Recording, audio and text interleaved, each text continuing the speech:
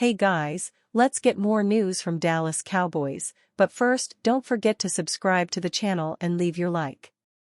In a league dominated by wide receivers and quarterbacks, the Dallas Cowboys will arrive in Oxnard, California for their 2024 training camp this week with plenty of intrigue at both marquee positions.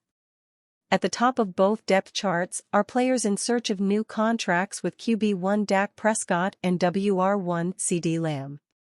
With training camp being the first extended on-field look at these two players that will be so pivotal to the Cowboys' success this season, the hope is that their performance can help distract from the off-field situations and bring the focus back to how this team can repeat as NFC East champions and win at least 10 games for the fourth year in a row under Mike McCarthy. When it comes to how the Cowboys can achieve this, mainly by remaining near the top of the league in total and scoring offense, no player has gone more under the radar this offseason than Jake Ferguson.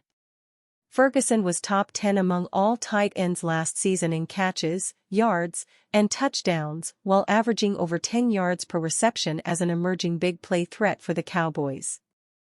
The Year 2 breakout for Ferguson overshadowed the fact Dallas did not get much from rookie second-round pick Luke Schoonmaker at the position, though the opportunity for two tight ends to coexist in Year 1 of McCarthy's offense was evident.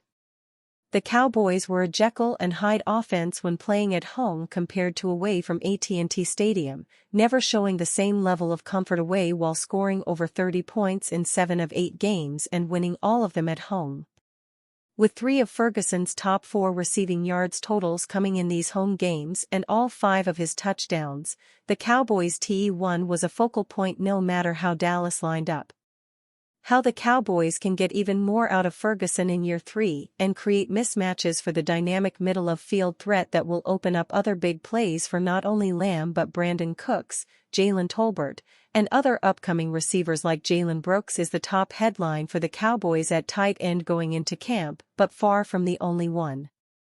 Schoonmaker will again be missing out on valuable practice time as he begins camp dealing with rehabbing a shoulder that required surgery earlier this offseason, but is still a player that in limited playing time as a rookie had a role in the underneath passing game.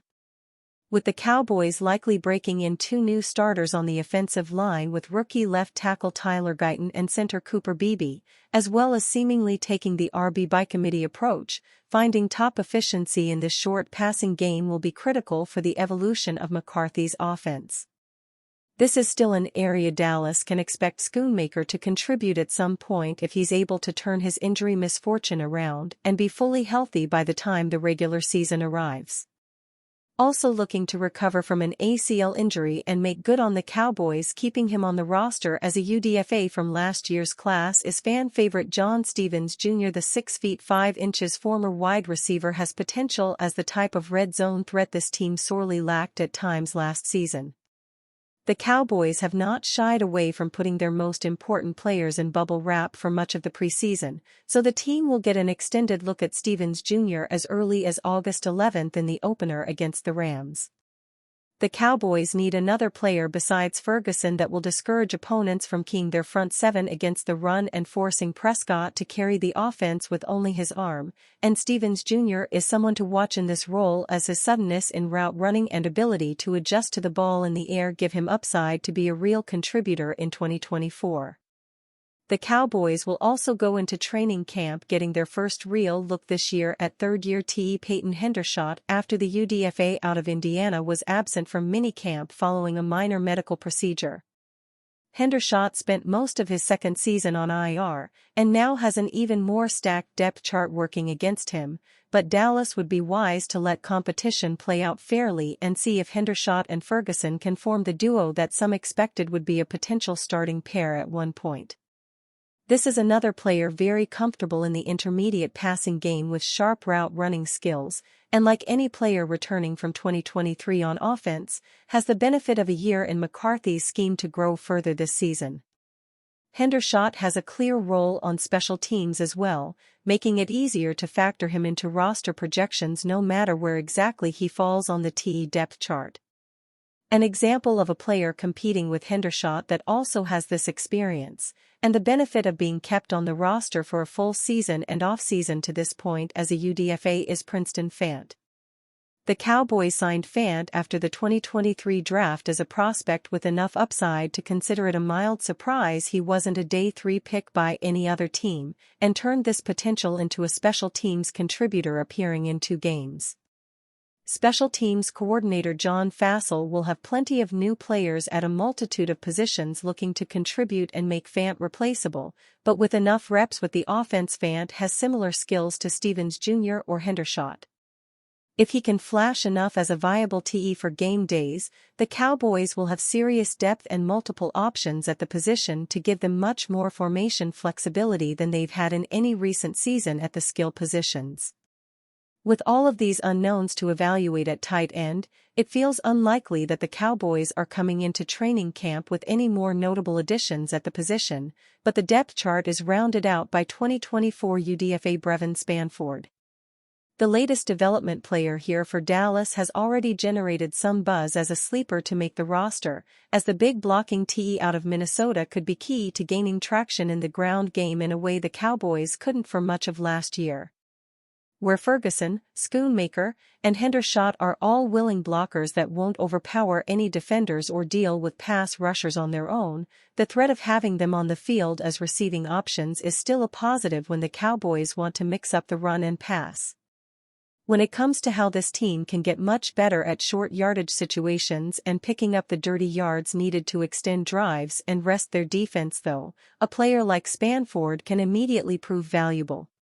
The team brought back former RB Ezekiel Elliott, who can still excel in these power, between the tackle running plays, and whether or not he does so with one or multiple TEs on the field will go a long way in determining if Spanford can have enough of a role to warrant a game day jersey in his first season. On the surface, the average fan or national media pundit may easily see this year's Cowboys team as virtually the same one that's followed the familiar script of dominating the regular season just to fall woefully short in the playoffs under McCarthy.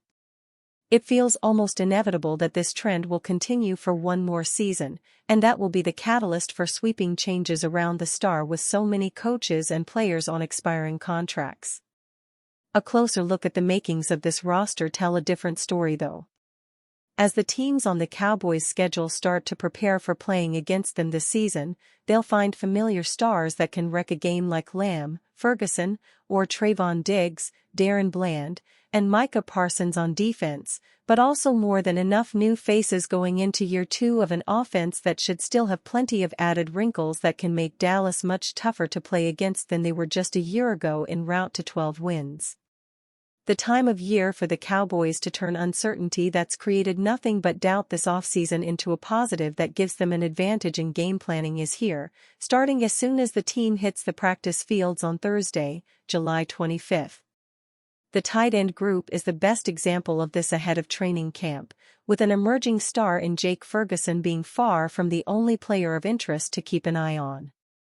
The final roster numbers crunch will come down to hard decisions at not only TE but at offensive line, running back, defensive line, and the secondary, meaning the Cowboys can still keep a strength in numbers approach to their current tight end room full of potential, but it likely won't be with all names they arrive in Oxnard with.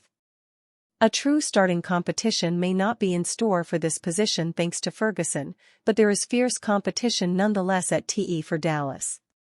It's not yet known whether Dallas Cowboys quarterback Dak Prescott will sign a contract extension ahead of their Week 1 game against the Cleveland Browns. We have heard mixed reports about Prescott's status throughout the entire offseason.